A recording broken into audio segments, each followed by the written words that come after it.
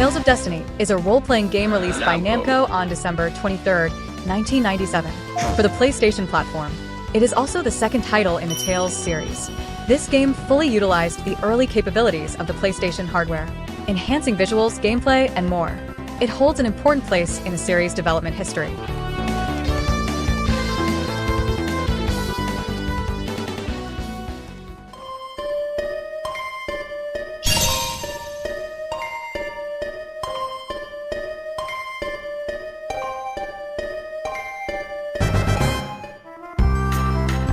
As early as the development of Tales of Fantasia, this game was already in planning.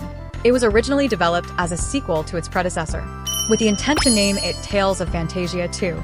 The plan was to expand and enhance the content of Tales of Fantasia. However, since the previous story had a complete conclusion, writing a sequel posed many restrictions. Many of the developers' new ideas could not be realized. They decided to scrap the original plan and instead develop an entirely new game. The story has no direct connection with the previous game, but retains item names and the battle system. It includes elements that couldn't be realized in the previous system, and improves upon flawed aspects of the predecessor. The visual presentation was kept consistent with Tales of Fantasia. Considering it was a brand new title, a new illustrator was also needed. Ultimately, the development team selected Inomata Mutsumi from many candidates to design the characters for this game. At the time, fighting games were at peak popularity, so players were familiar with fighting elements. The battle system introduced combos based on the original foundation. Since the previous game had only one swordsman, Cress, teammates would often just watch or engage in inexplicable, adventuring behavior. This game intentionally added many swordsman-type characters. Additionally, the high encounter rate from the previous game was adjusted. Actually, the battle system in both Tales of Destiny and Tales of Fantasia leaned more toward command inputs, making them quite different from later titles that leaned more toward real-time battles. The combat systems in the Tales series have always been led by programmers, especially in early titles. When designing battle systems, it was common not to draft design documents first. Instead, programmers would directly build the system framework, and then organize it into written plans based on the outcome. During the Fantasia and Destiny era, battle design focused primarily on the protagonist. Less effort was spent on the number of skills for other characters.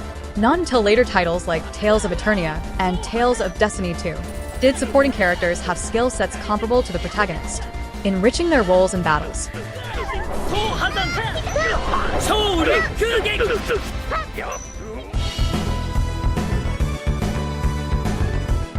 With the platform shifting to the more powerful PlayStation with CD support, the game was able to include an opening animation with a theme song.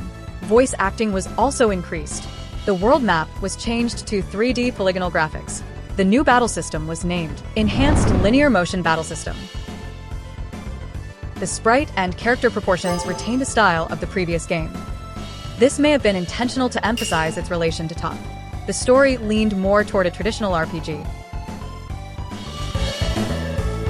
A lot of effort went into the design of the world building.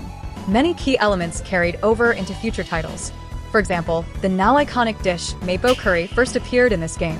Just like its name suggests, it's a combination of Mapo tofu and curry.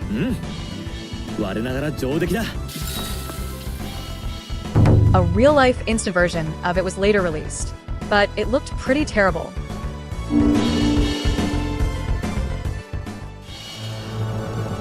Although the music composer remained unchanged, the BGM in this game was relatively weaker. There were almost no particularly memorable tracks. The game is generally considered the easiest in the series, forming a stark contrast with the previous game. Also, the load time after encounters was a bit long, especially noticeable for players familiar with the previous title. Fans of the series may already know this. After some of the developers left the previous team, they created Star Ocean for the SFC. This game became the first in the series to be compared with Star Ocean by fans. The character dialogue system, now considered essential to every Tales game, originated from its prototype in Tales of Destiny. After standing idle on the map for 30 seconds, character dialogue would automatically trigger.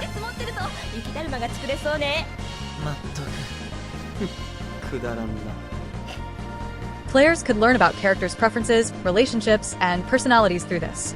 According to Atsushi Toyota, in RPGs at the time, once NPCs join the party, There would be no further interaction among members. However, for Telenet Japan, the developer responsible, this new system was not an easy task to implement.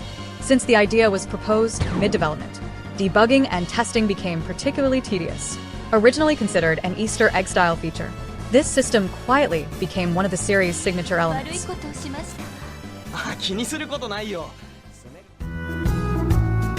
Considering the entirely new story, both the art style and worldview had changed. Using a numbered title was deemed inappropriate. After discussions, they decided to keep the Tales of naming format, only changing the final keyword. This naming was originally meant for this title only, but no one expected it would continue to this day.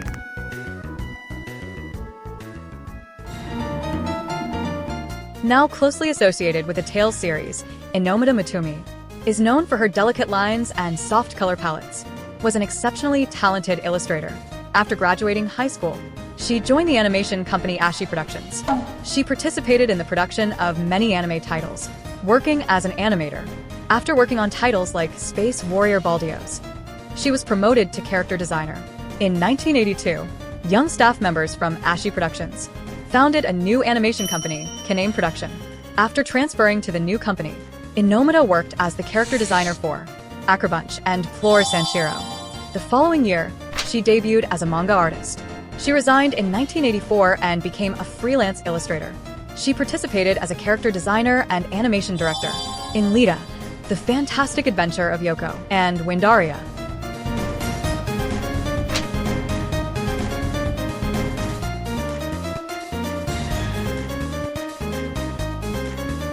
That same year, she began illustrating for the novels Prince of the Universe and The Weathering Continent.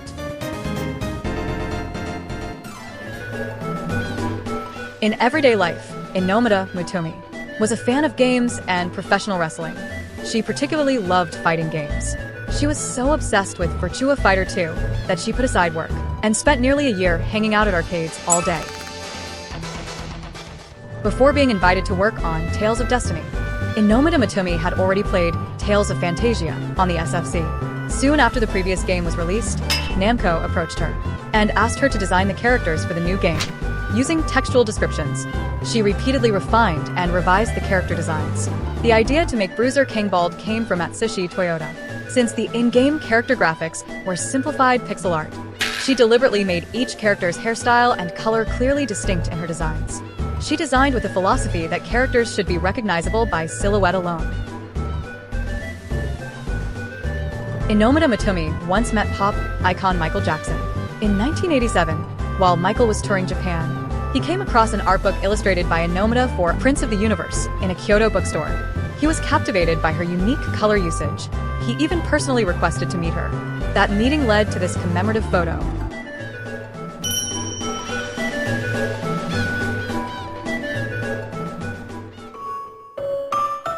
Following Tales of Destiny, Inomata Mutsumi worked alongside Fujishima Kosuka on character design for many titles in the Tales series. Unfortunately, on March 18, 2024, Inomata Mutsumi's sister announced that she had passed away on March 10th. She was 63 years old. Her sudden passing saddened countless fans.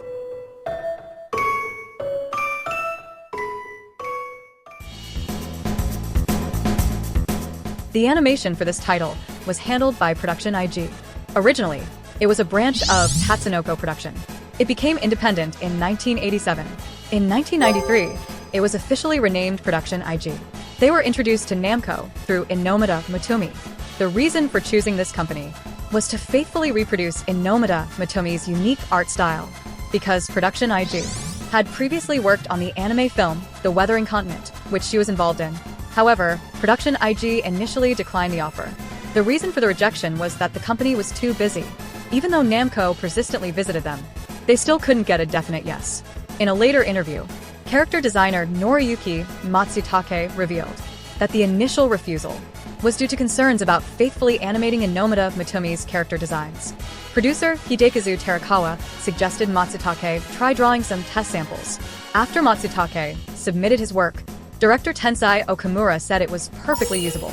And with the game development being delayed, Production IG officially took on the game's animation production. As for the animation style, they considered that 3D animation would ruin the game's atmosphere. But traditional cell animation couldn't achieve the desired effect either. So they decided to use digital animation production, which was still very rare at the time. At that time, Production IG was in its second year of transitioning to digital production. Thanks to digital production, it was easier to later remaster in HD. Compared to traditional cell animation, it was much simpler. Production IG, with its excellent production capabilities, went on to produce animations for the Tales series.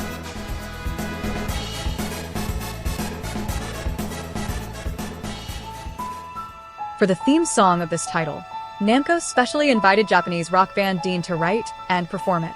DEEN's core members were vocalist Shuichi Ikomori and keyboardist Koji Yamane. Other members were not fixed.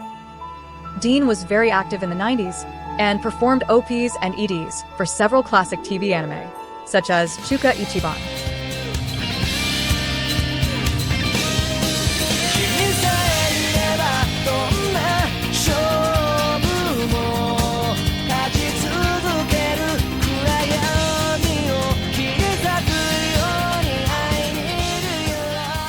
Case closed.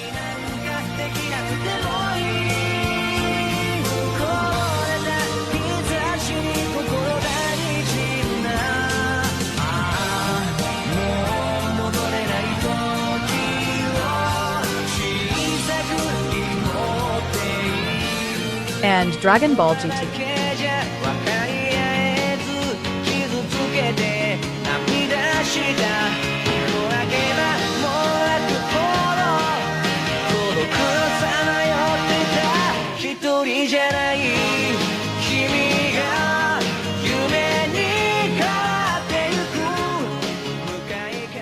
Writing the theme song for Tales of Destiny was their first involvement in the gaming industry. The chorus melody of the theme song, As If It Were a Dream, was created by one of the members at the time, Naoki Atsumoto, based on a melody he had previously composed. He developed it further using the game's story outline and the animation storyboards provided. The four members completed the composition. On the same night they received the materials from Namco. Shuichi Ikomori then wrote the lyrics based on the story and his own interpretation. In an interview, he explained that while the lyrics match the game story, they can also be seen as a love song. It mainly describes the unwillingness to face a breakup, preferring to treat everything as a dream to avoid the pain. As If It Were a Dream received unanimous praise within Namco. Especially the chorus, its melody was incredibly moving. It was used frequently in advertisements and promotional videos for the game.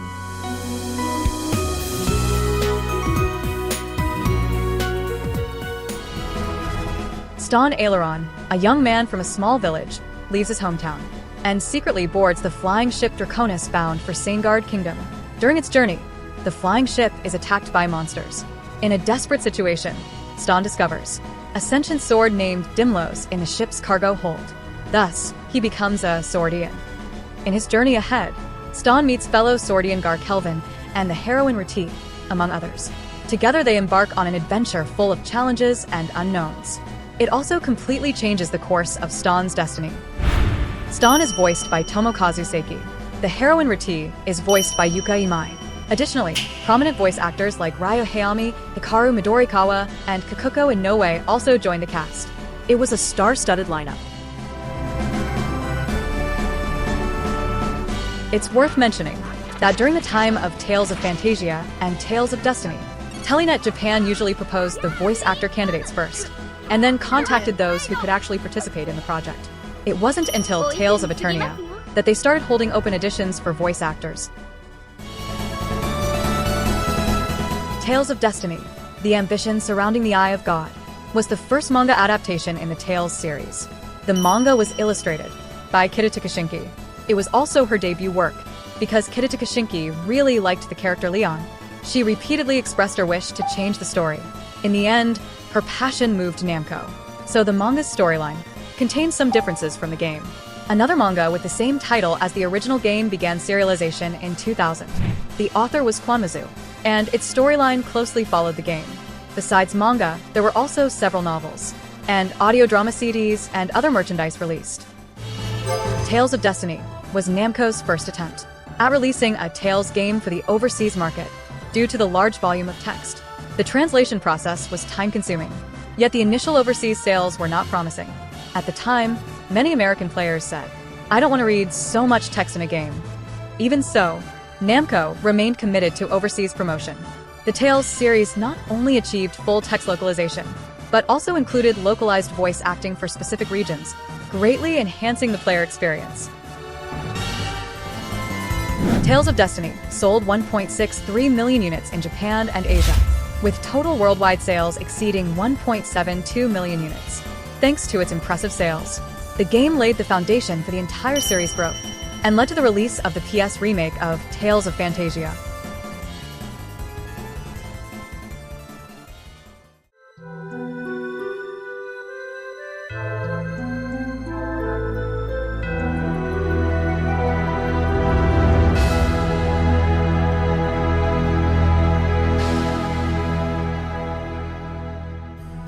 After the development of Tales of Destiny was completed, there were many voices within the development team hoping to continue its world building. To create a sequel story, this idea was supported by the company. After all, Tales of Destiny had excellent sales performance, and the characters were very popular. It can be said that the game was a commercial success. So after completing the development of Tales of Eternia, the team immediately started developing Tales of Destiny 2. The story of Tales of Destiny 2 takes place 18 years after the previous game. The protagonist is Kyle, the son of Stan and Rati. Kyle is a passionate young boy who admires his father, who went on an adventure years ago, and longs to begin his own journey. The game's main theme revolves around exploring what is justice and the protagonist's reflection on the meaning of his existence. The development team believed that deep themes could more easily attract young people, especially teenage players. The game platform shifted to PS2, with the goal of achieving ultimate 2D art. The graphics improved drastically. The battle system introduced a new TTL MBS. The most distinctive feature was the addition of SP value. When SP is too low, hit and evade rates are reduced. Therefore, mindless button mashing would make battles harder. It required players to focus more on strategy and rhythm in combat.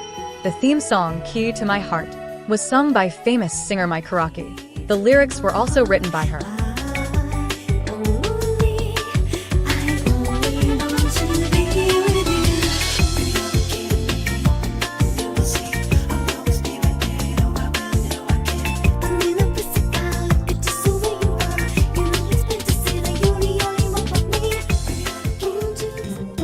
Prior to Destiny 2, the series was developed in collaboration with Namco and Telenet Japan. To ensure steady releases of new games, the series was split into two development lines. This game was developed concurrently with Tales of Symphonia. In 2007, Tales of Destiny 2 was ported to the PSP, although the PSP's performance was inferior to the PS2. Since the original was an early PS2 title, the port was able to replicate it almost completely. It also added extra content. As mentioned earlier, Tales of Destiny was the first in the series to be released overseas. But for some unknown reason, the English version of Tales of Eternia was released under the title Tales of Destiny 2. And the real Destiny 2 has never received an official English version to this day.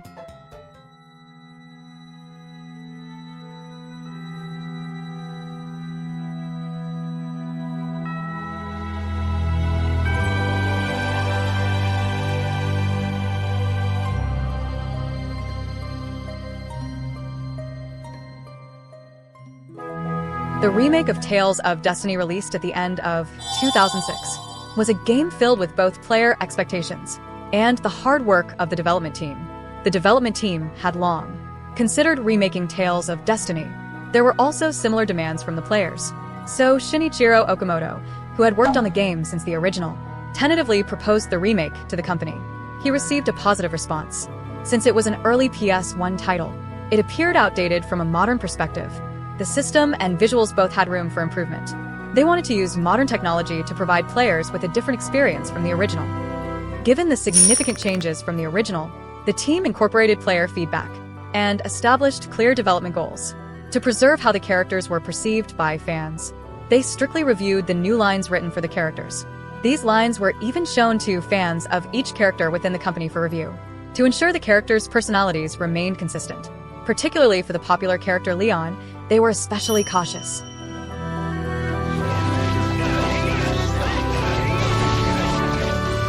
Since the setting already existed, the remake could proceed with game development while creating a new script. In addition to a few members from the original PS1 team, many team members had worked on Tales of Destiny 2. As a result, they deliberately included story elements connecting to Tales of Destiny 2 in the remake. They also added brand new animations for important scenes to further enrich the game experience.